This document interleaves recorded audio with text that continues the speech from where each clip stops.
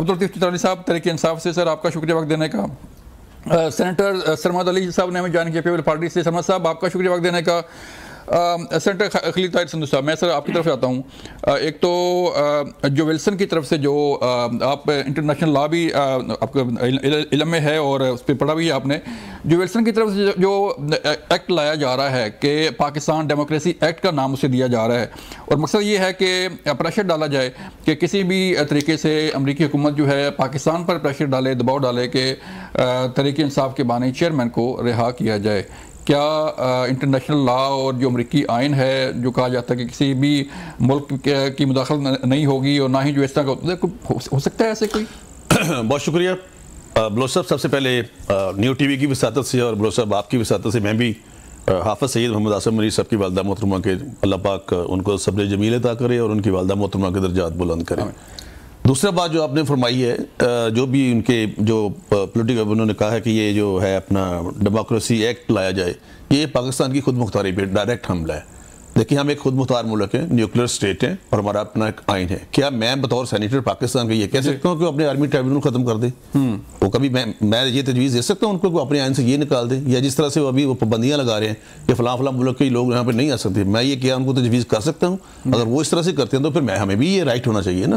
It does not mean کہ ایک طاقتور آدمی اور وہ دوسرے کو ڈکٹیٹ کرے، it amounts to be dictation, لیکن یہ جسٹ اس کی اپنی ذاتی رائے یا پتہ نہیں پارٹی کی رائے ہے، ایسے یہ نہیں ہو سکتا۔ ہاں اگر پارٹی ہماری گورنمنٹ چاہتی ہے یا ہم سارے مل کے اتحادی سارے مل کے سمجھتے ہیں کہ یہ ملک یہ آئین جو ہے یہ قانون جو ہے یہ ملک کے لیے بہتر ہے، مطلب آج ہمیں وہ یہ کہہ رہے ہیں کل کو اور کو آئین کی شک کر دیں گے اس کو چینج کر دیں، تو یہ نہیں ہو سکتا کسی اس پہ ہم کہیں گے مسلم لیگ نون اور باقی کی ایبسولوٹلی ناٹ، یہ نہیں ہونا چاہیے۔ چترالی صاحب کیا کہیں گے سر؟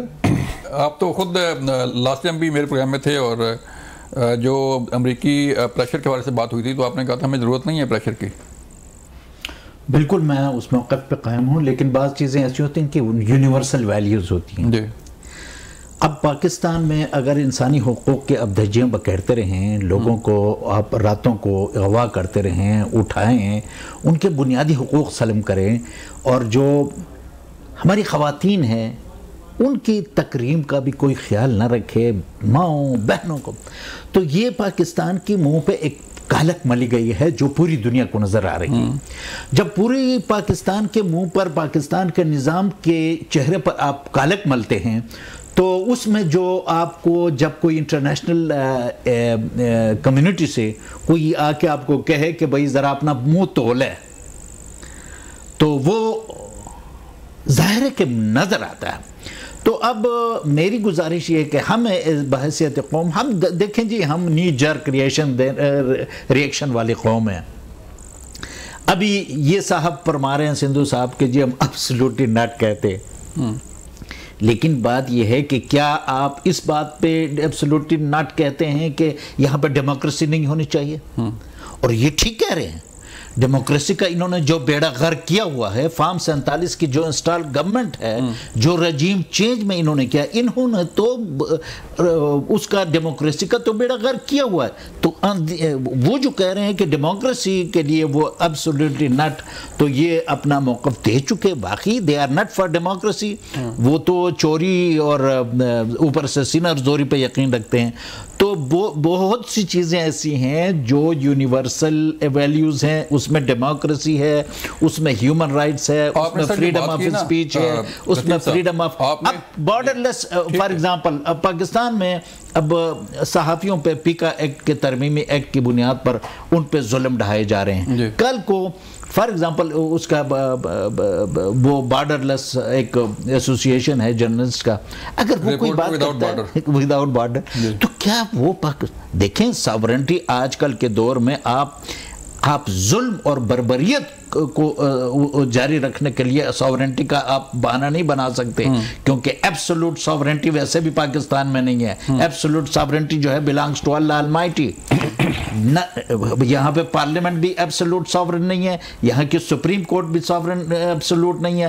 تو اگر کوئی یہ کہتا ہے کہ ہماری ساورنٹی کو چیلنج ہوئی، نو ناٹ ایٹ آل، ہماری ساورنٹی تو باقی آپ کی ساورنٹی جو ہے وہ امریکہ آ کے ٹھیک کرے گا کہ یہاں پہ یا کوئی اور ملک ٹھیک کرے گا؟ کبھی آپ نے بھی کبھی پاکستان نے بھی کہا سر، ایک سیکنڈ میرا سوال یہ ہے کہ آپ نے کہا نا کہ اگر ہمیں کوئی ایک اپنا منہ دھو لو، کہ بھئی پاکستان نے بھی یہ کہا کہ اپنا کوئی منہ دھو لے کسی ملک کو؟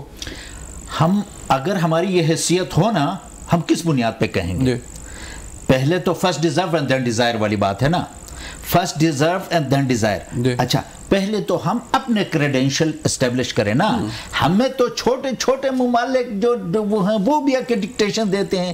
کیوں کہ پاکستان کی اکانومی کا بیڑا غرق، یہاں پہ سیلف اسٹیم کوئی نہیں، ہمارے جو ہے لوگ انٹرنیشنلی ہماری کریڈیبلٹی کوئی نہیں ہے، ہماری ریپوٹیشن کوئی نہیں ہے. کیوں نہیں ہے؟ کہ ہمارے ہاں ڈیموکریسی نہیں ہے، ہیومن رائٹس کا ہم نے بیڑا غرق کر دیا.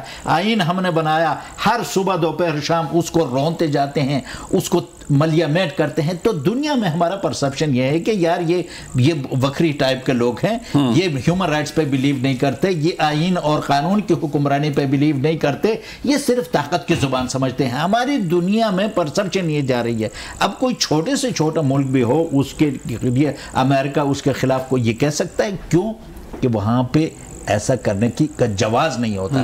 تو ہمیں اپنا جو ہے یہ جو سسٹم ہے یہ پاکستانی، اب کتنی بربریت کی بات ہے. پوائنٹ آپ کے ساتھ بریک لے لیں پھر بعد میں بات کرتے ہیں.